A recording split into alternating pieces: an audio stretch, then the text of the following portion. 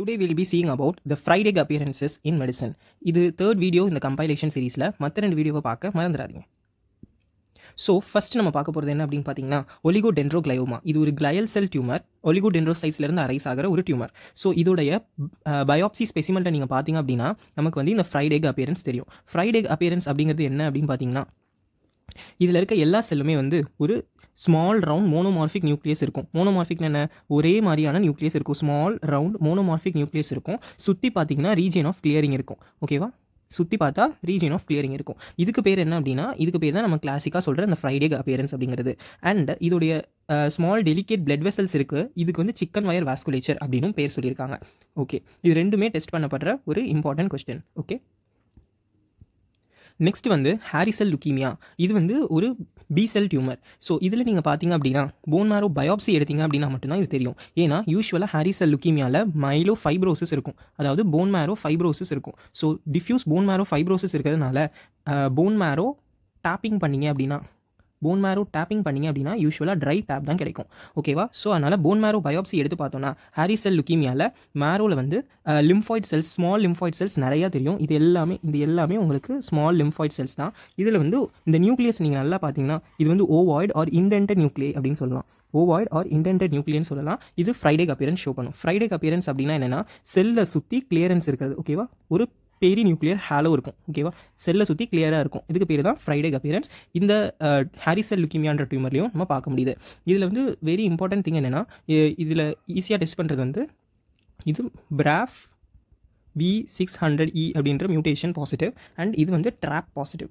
ஓகேவா, ஸோ இது ரெண்டுமே previous year question. So next one வந்து என்னென்னு பார்த்தீங்கன்னா செமினோமா ஆர் டிஸ்ஜெர்மினோமா. செமினோமா ஆர் டிஸ்ஜெர்மினோமாங்கிறது என்னென்னா இது ஒரு germ cell tumour arising from germinal epithelium or நம்ம கோனோசைட்ஸ்னு கூட சொல்லலாம். ஸோ அதிலிருந்து அரைஸ் ஆகிற ஒரு டியூமர். இது வந்து செமினோமா. இது வந்து கிளாசிக்காக seminoma is seen in males.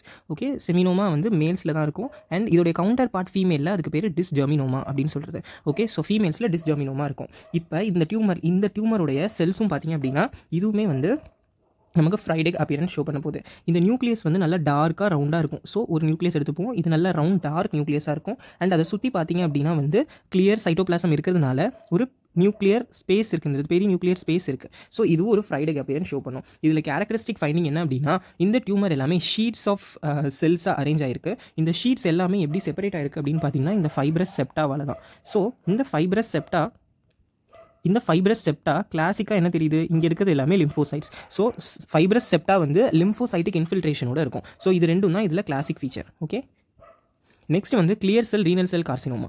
இதுவுமே வந்து ஃப்ரைட் எக் அப்பியரன்ஸ் ஷோ பண்ணுது அப்படின்னு சொல்கிறாங்க. ஸோ ஃப்ரைட் எக் அப்பியரன்ஸ் இதில் எப்படி இருக்குது அப்படின்னு பார்த்தா இது கிளியர் செல்னு பேர்லேயே இருக்குது. ஸோ இது வந்து காம்பேக்ட் நெஸ்ட்ஸாக அரேஞ்ச் பண்ணியிருக்கிறது, அதாவது ஷீட்ஸ் ஆர் நெஸ்ட்ஸாக அரேஞ்ச் ஆயிருக்கும். இதில் ஒரு செல் எடுத்துக்கலாம்.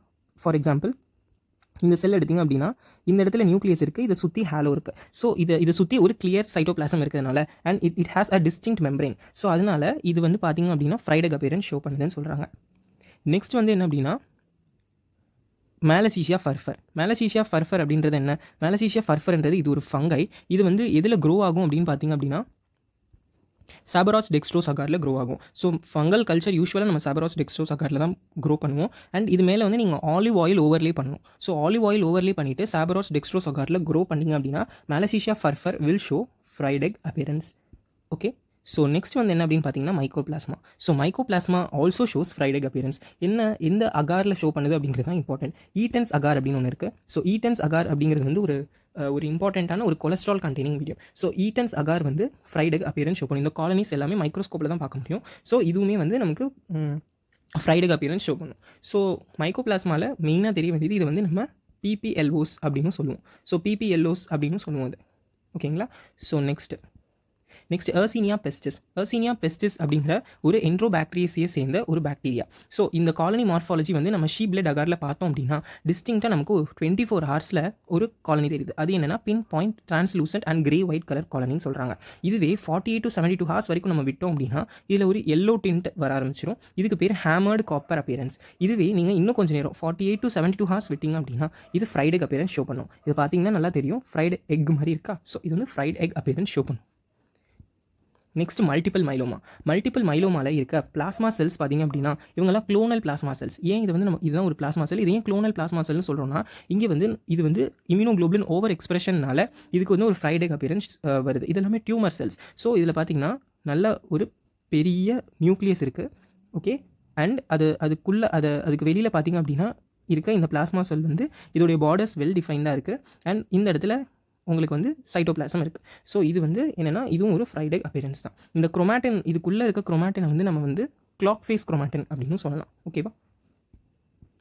And at last parietal cells of ஸ்டொமக்கும் பார்த்திங்க அப்படின்னா இதுவும் ஃப்ரைடேக் அப்பியரன்ஸ் தான் ஷோ பண்ணுது.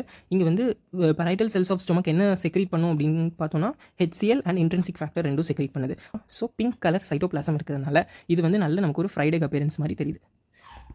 So that's all guys. டோட்டலாக வந்து ஒரு 9 ஃப்ரைடேக் அப்பியரன்ஸ் வந்து நம்ம ஷோ பண்ணியிருக்கோம். இது வெரி யூஸ்ஃபுல்லாக இருக்கும்னு நினைக்கிறேன். Thank you so much.